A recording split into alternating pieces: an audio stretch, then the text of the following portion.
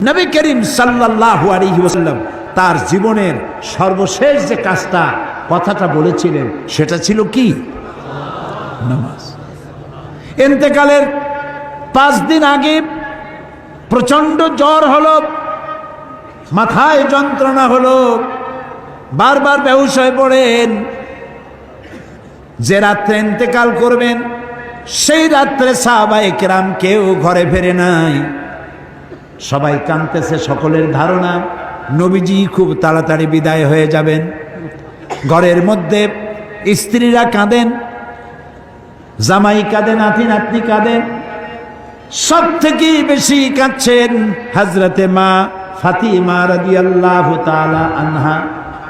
রাসূলুল্লাহর হুশ এলো, হযরত ফাতেমার কান্না দেখে কাছে ইশারা করে ডাকলেন, কানে কানে কি যেন বললেন।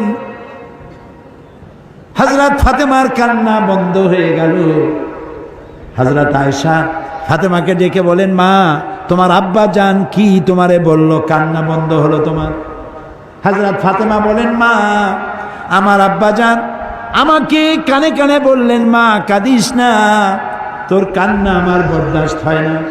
আমি তোমাকে সুসংবাদ শোনাই, আমি মরে যাওয়ার পর সবার আগে তোমার সাথে আমার দেখা হয়ে যাবে।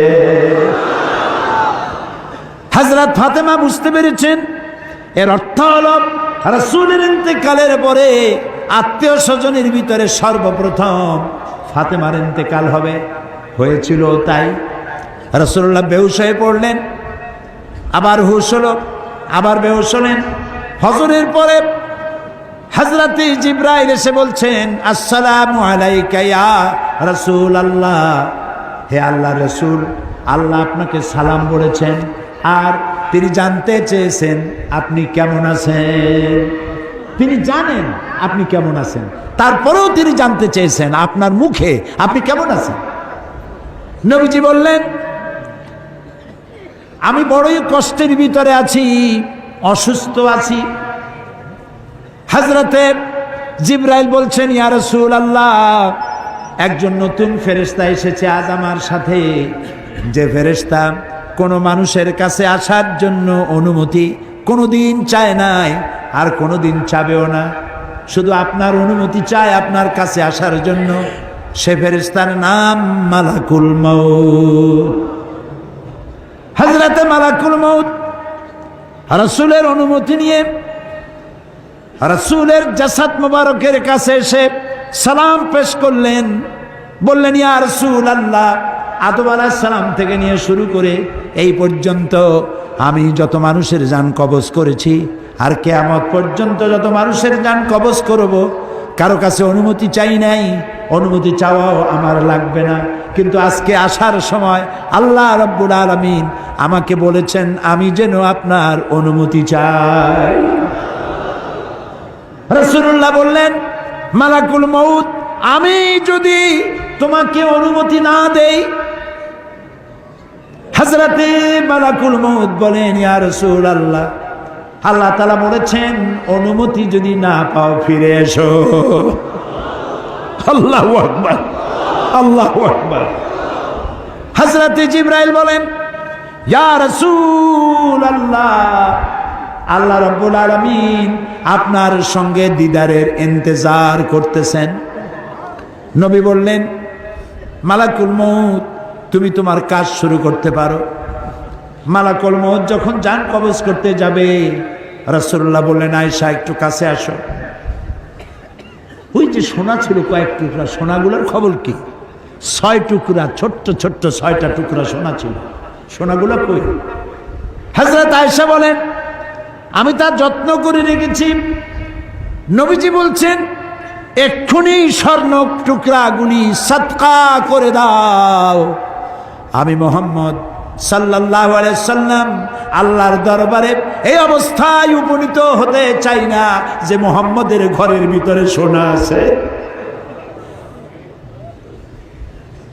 হযরত ওমর রাদিয়াল্লাহু তাআলা আনহু রাসূলের সঙ্গে দেখা করতে গেছিলেন একদিন। ঘরে মা আয়েশা ছিলেন না। হযরত ওমর সালাম দিয়ে ঘরের মধ্যে ঢুকে দাঁড়ায় দাঁড়ায় কাঁদতেছেন, বাচ্চা শিশুর মতো ডুকরে ডুকরে কাঁদছে। রাসূলুল্লাহ জিজ্ঞেস করছেন, ওমর কান্দো কেন?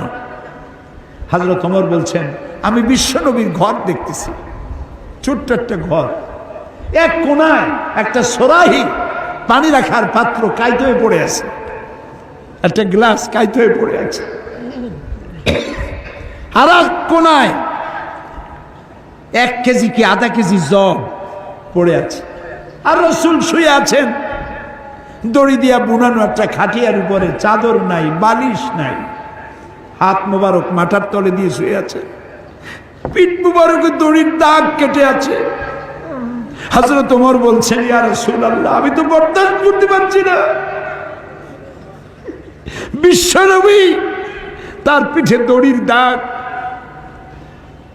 পানির পাত্র কাইট হয়ে পড়ে আছে, খাট নাই, বালিশ নাই, আপনি আমাকে অনুমতি দেন, আমি আপনার জন্য একটা তোষক বানাই নিয়ে আসি।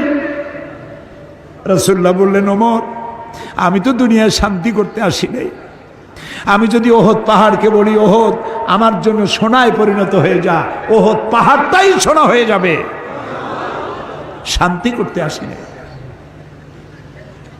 নবীজি বললেন, আয়েশা রে, সোনাগুলি বিতরণ করে দাও, সাদকা করে দাও।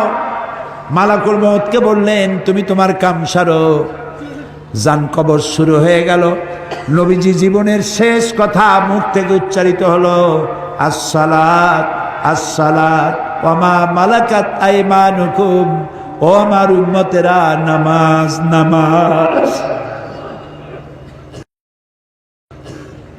ইন্তেকালের সময় মেয়ের কথা বললেন না, নাতির কথা বললেন না, জামাইয়ের কথা বললেন না, উম্মতকে স্মরণ করালেন, ও আমার উম্মতেরা, নামাজ ছেড়ে দিও না, আর তোমার অধীনস্থ ব্যক্তিদেরকে জ্বালা যন্ত্রণা দিও না, চাকর বাকরের জ্বালা যন্ত্রণা দিও না, গরিব মানুষের দিকে লক্ষ্য রেখো, আর আমি চিরজনমের মধ্যে জ্বালা যন্ত্রণাদের থেকে বিদায় নিয়ে গেলাম, নামাজ ছেড়ে দিও না।